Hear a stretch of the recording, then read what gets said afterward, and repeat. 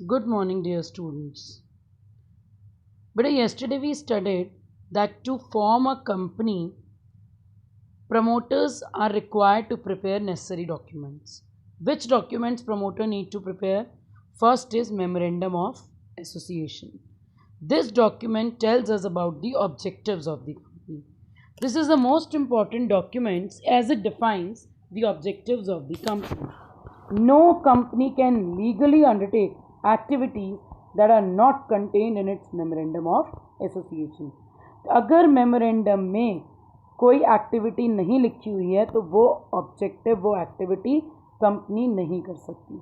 That means only those activities can be undertaken which is written in the memorandum of association.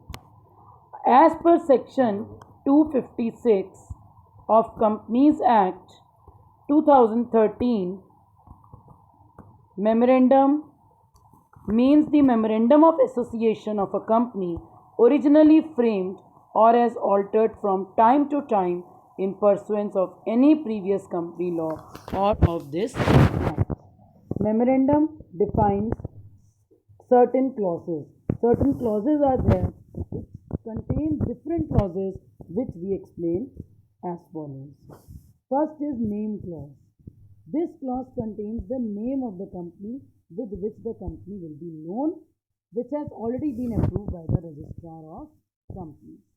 Name clause में नाम दिया होगा जिससे company identify होगी. Second clause is registered office clause. This clause contains the name of the state in which the registered office of the company is proposed to be situated.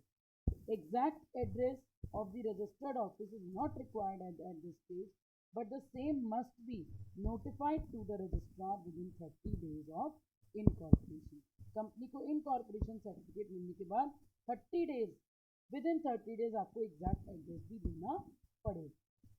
Third clause is object clause. This is probably the most important clause of the memorandum of association. It defines the purpose for which the company is formed. What is the main objective? क्या करेगी ये company? A company is not legally entitled to undertake any activity which is beyond the object stated in this clause. That means the activity which is not written in the clause, that activity cannot be undertaken by the company.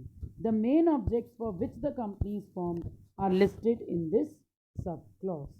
It must be observed that an act which is either essential or incidental for the attainment of the main object is deemed to be valid. For example, if I am teaching students, I started a school, I am teaching students. So for teaching students, I need to appoint the teachers. That is incidental with the main object.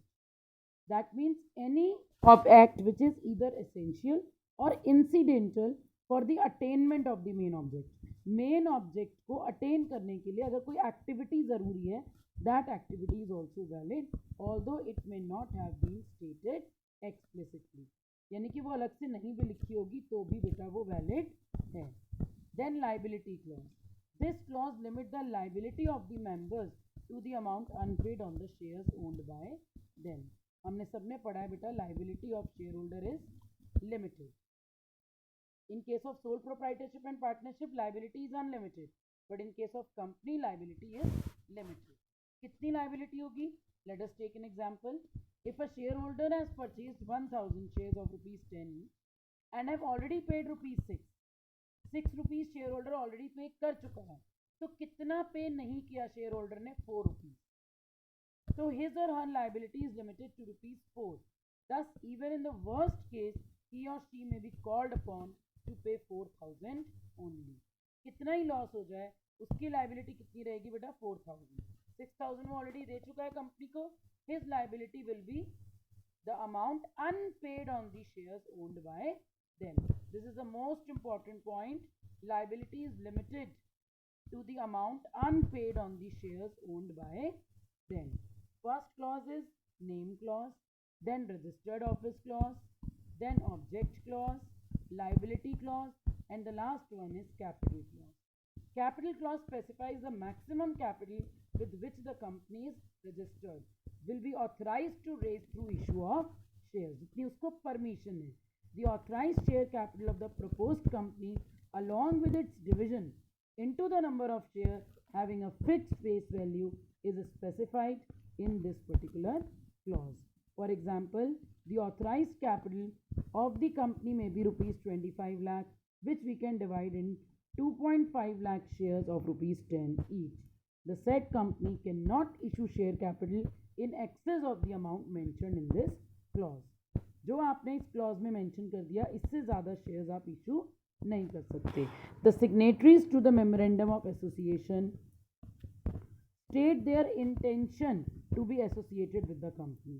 जो memorandum of association को sign करेंगे वो directors intention sign करेंगे that yes we are associated with the company, and they will give their undertaking that yes we will subscribe for the share mentioned against their name.